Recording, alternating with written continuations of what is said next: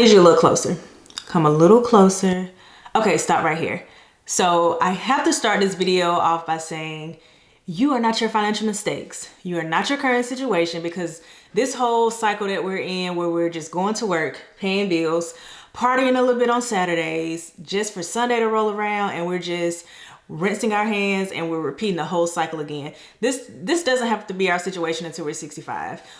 People who told us that, it's a scam. It was all lies. I promise you, this does not have to be our reality. So if you're so tired of this hamster wheel of the rat race that people like to refer to it as, please stay tuned. We're going to talk about ways to get out of this life, to escape it sooner, and to how we can just get out of this before we're 65. Because baby, it's too much life, too much world that God put out here for us to enjoy.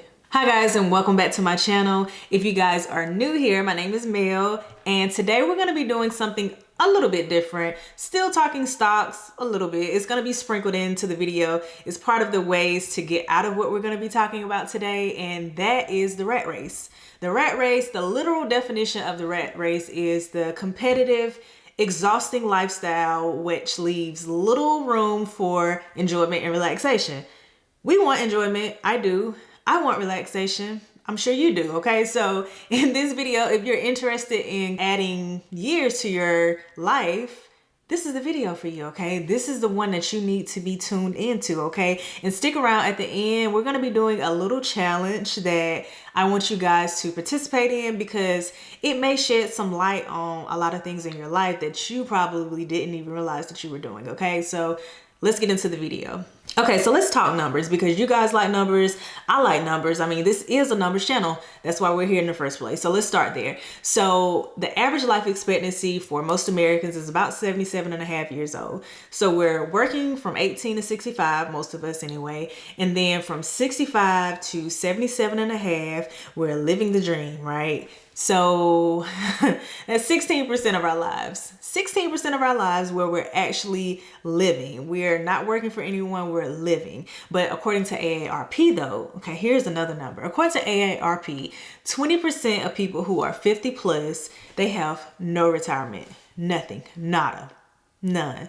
And then 61% of people who are 50 plus are worried that they're not going to have enough money to sustain them. Okay. And let me just say this. I am not against having a job. Okay.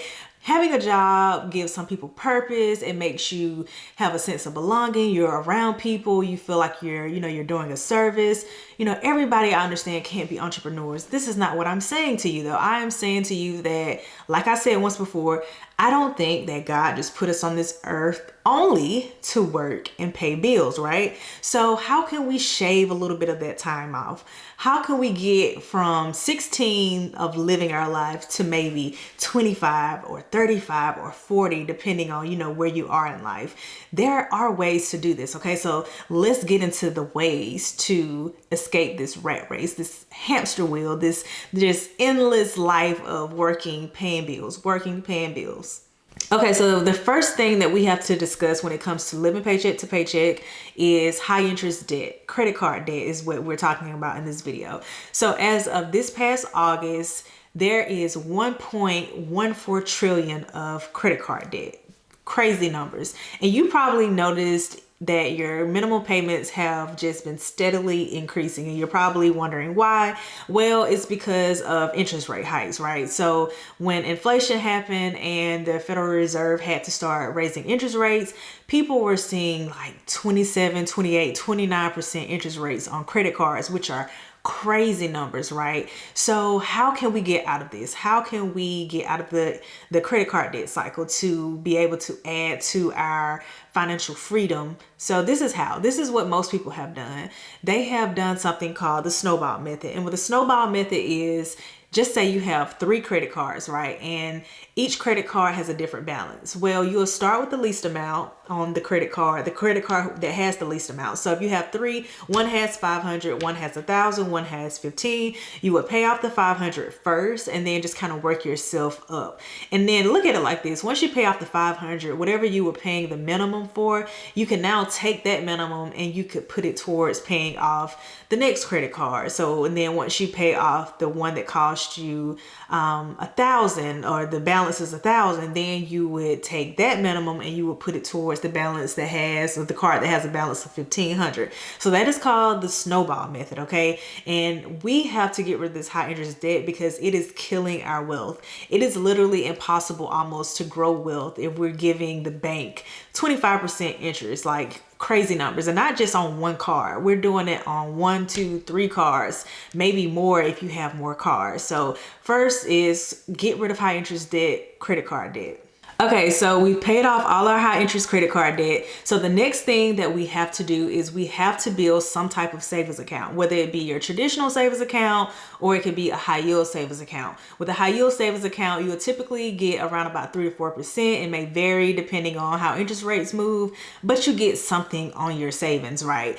45% of Americans can't afford a $1,000 emergency. So you know how you get a job, you get a bonus, you get a raise, you get extra money, and then it seems like every time you get a little bit extra, something is just sitting there ready to just snatch it away, whether it be a refrigerator being broken or a washing machine needed to be replaced, or you're going for an oil change and they tell you need new brakes.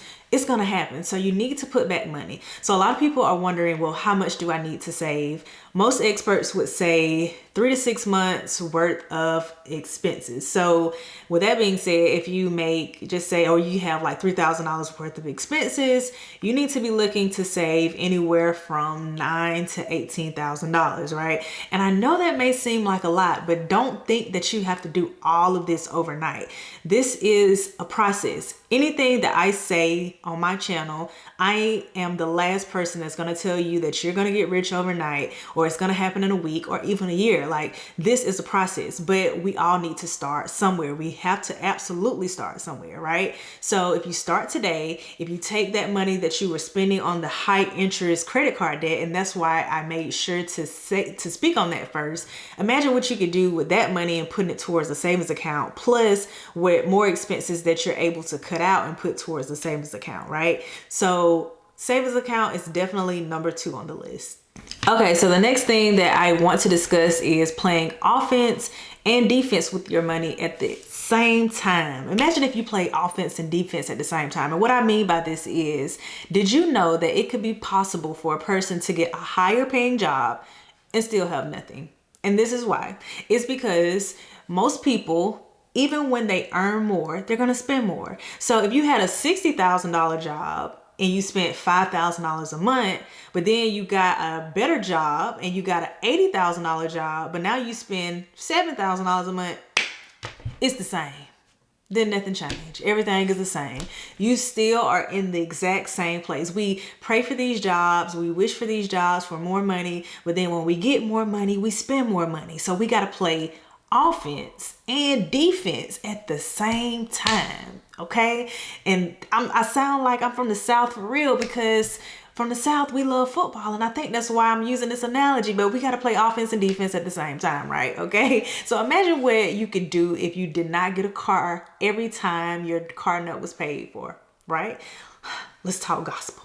I'm gonna take you out of church. Okay, so the average new car payment is $734, right? And let's just assume that this payment is over the course of 5 years, right? That's about $44,000. Maybe you could pay off your credit card and build your emergency savings at the same time.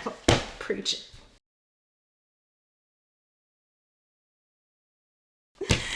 Okay, so imagine if we play offense and defense. That's all I'm saying. That's all I'm saying. Whew. Okay, that was a lot. We just did a lot. We paid off all the high interest credit card debt. We got us a savings account, and then we play offense and defense at the same time. I'm tired. Yeah, they had us the first half. I'm not gonna lie. Okay, so we've done all of that, and now it's time to make our money work hard for us. And by that, I mean investing our money, whether it be through stocks, through real estate, through a business. So let's start with stocks. So first, start where you are. If you're at a job, make sure you maximize and capitalize on your 401k, or if you work for the government, your TSP, okay? And then from there, you can go outside of your job and open up your own brokerage account and you can open a Roth IRA first. The cap on the Roth, if you're less than 50, is, I think as of today list, is $7,000 annually. And then if you're 50 plus, it is around about $8,000 annually. And the good thing about the Roth is once you turn 59 and a half and you start to pull from it, everything that you pull from it is tax-free money, okay? And so because it's a cap on the Roth though, if you wanted to invest more money, that's when you can go over to just your traditional brokerage account, right? The thing about the traditional though, just know you will have to pay taxes on it when you do start to pull from it. So that is one of the big differences between the Roth and the traditional brokerage account. But with the traditional brokerage account, there is no cap on how much you can contribute to that account, okay? And then next I want to talk about real estate. And don't think that you have to just be a landlord to tap into real estate. No, you can have a primary residence and get benefits from owning real estate. So take me for example. So back in 2020, I bought a home. I bought my first home in February of 2020, back when interest rates were at an all-time low and the housing market was great. You could buy a house for significantly less than you could today. And so I said that because one thing about real estate that when I was learning about real estate is that people always said you make your money when you buy. You need to buy right. Okay. So fast forward, here I am in 2024 and my home is worth a lot more than it was than, you know, what I paid for it back in 2020. So you could really increase your net worth. You can increase your wealth through owning real estate. And don't think you have to be a real estate investor. You can just own your own home, right?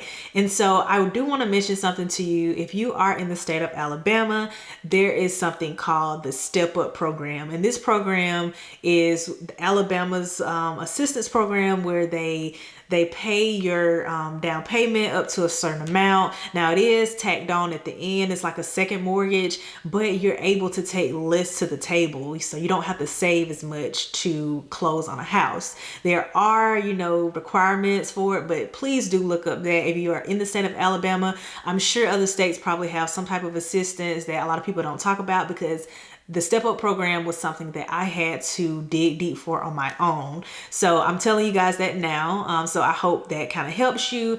And then the last thing that I do want to discuss is a business, whether it be like something small, like a vending machine business, or something that you always wanted to do. Like if you're a cook, opening up a restaurant.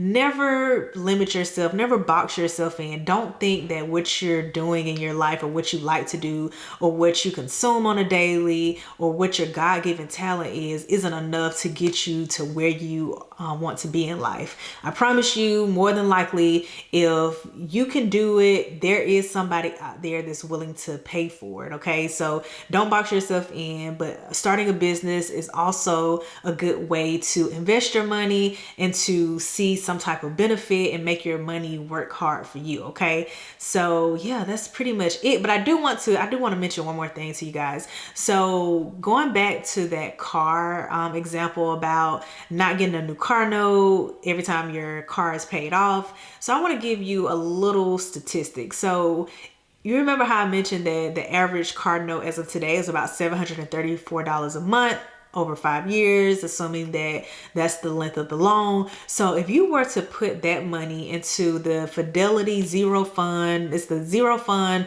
Total Market Index Fund, right? That means it's nothing to put money into. You don't pay any expenses on it. If you were to put $734 into that account monthly over the course of 5 years at an average return of about 15%, you will be at about $68,000. So this is just me showing you the power of investing your money, right? So I hope that helped, but I am going to talk about one more thing and we're going to wrap this video up. Okay, so the last thing that I want to mention is capitalizing on your 9 to 5. Like I mentioned in the beginning of the video, I am not against you working a job. In fact, you're probably going to need a job to do all of the things that I'm telling you to do. Like I'm not telling you, oh, you got to do this and you got to do that. And I'm not going to tell you how. Like you need to capitalize on your 9 to 5. Use what God gave you to get where you're trying to get, right? And so if you're in a situation where your job is less than ideal, think about it like this. When you walk into your job every day, think about it like, okay, I have a goal to reach, I have family to be with, and I just need to knock this thing out. I need to make the best of it while I'm here to get what I am trying to get to, okay? So don't look at it like a burden, because I promise you it is not a burden. My grandmother used to always tell me that you're not going to be blessed with better things if you don't already appreciate what you have. Like, you have to be mindful of what you pray for, because a lot of us pray for these jobs anyway, and then when we get them, we actually hate them. So like, see where you are, know that it is a blessing when you get those raises, when you get those bonuses. Instead of you going out and splurging on things, take it and pay off the debt, take it and put towards your savings, take it to start saving to buy a house or invest in real estate.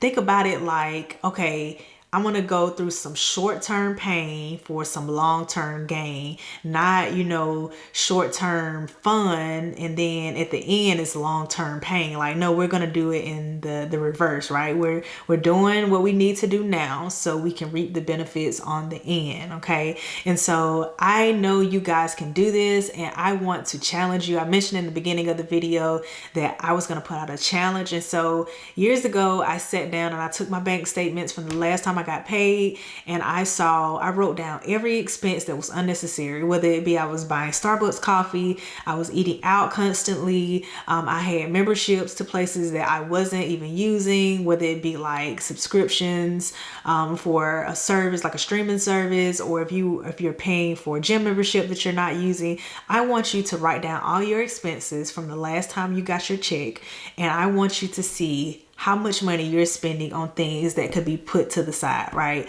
And I want your goal to ultimately be to get out of debt, whether it be get out of debt, build a savings account, wherever you are on this journey, okay? If you are willing to do this challenge, I want you to type "I can do this" down in the chat below. And I am wanting to also be on this journey with you, because I myself am not at the place that I want to be fully. Like, I have made progress, but I am too trying to get to where I want to 100% be. So type "I can do this" down in chat if you're willing to do the challenge that I just mentioned, okay? So once again, thank you guys for tuning into my channel. I appreciate you so much. I hope that you found value in what we were speaking on today, and I hope to see you in the next video.